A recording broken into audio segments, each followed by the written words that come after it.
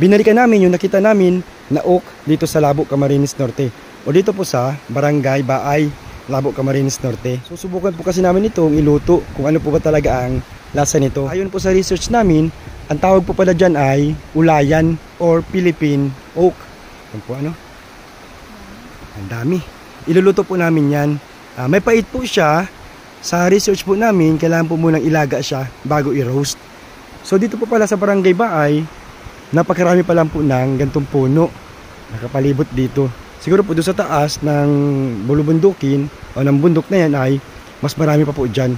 Kasi ito pong seeds niya ay inaanod po dito sa ilog. Kaya po tumutubo po sa paligid ng ilog. Ito po yung pinakakahoy niya. Oh. Napakalaki na po. And then siya nga po pala, ganito po yung dahon niya. Si Mami ang kasama ko ngayon at si Mother po ay may patrabaho po sa bahay. And paglilinaw lang po, may mga nagko-comment po kasi na bunga daw po ito ng banaba. Hindi po. Kumuha po kami ng bunga ng banaba. Ganito po ang bunga ng banaba. And ganito po yung Philippine oak o ulayan. Napakalayo po ano. Yan pa no. Para po ma-clarify lang po natin. Para po ito sa mga nagko-comment na bunga daw po ito ng banaba. Ito po yung lahat na nakuha ko na bunga ng oak o ulayan. So ngayon po, tanggalin ko lang po itong mga ganito, mga dulo-dulo niya. May nagko-comment po sa amin na ginagawa doon nila itong trumpo. Para naman po talagang trumpo. Paikutin mo lang. Natanggalan ko na po ng mga ulo-ulo o yung parang payong-payong. So ngayon po, basagin na po natin.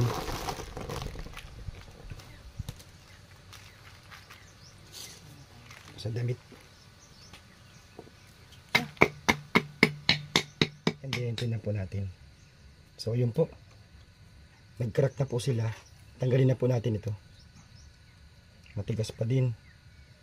Yun. Yan po ang laman nyo. Ito po yung pinakakukunin natin.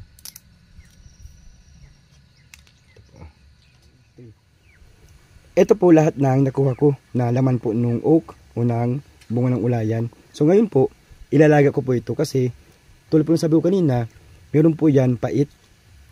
Kasi mamaya po magkukulay, brown po yan tubig na yan. Hanggang sa medyo maging malinaw po yung tubig niya. Ayan po oh, kung mapapansin po ninyo, nagkulay brown po yung tubig niya. So palitan po natin ng bagong tubig. Nakalimang palit po ako ng tubig.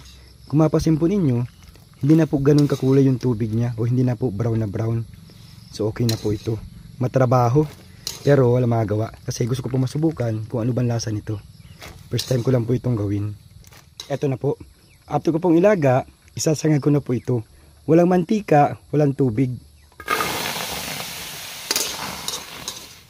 Ginabi na po ako sa pagluto ko nitong oak o ulayan. So moment of truth po. Titikpan na po namin kung ano ba ang lasa po talaga nito. Siyempre, si Mother ang titikim niyan. Anong lasa? Maano siya? Mapakla na. Mapakla pa din? Mapakla pa din. Pait-pait ng konti. So 5 beses ko po yung pinakuluan and then ni-roast ko po or sinangag ko po.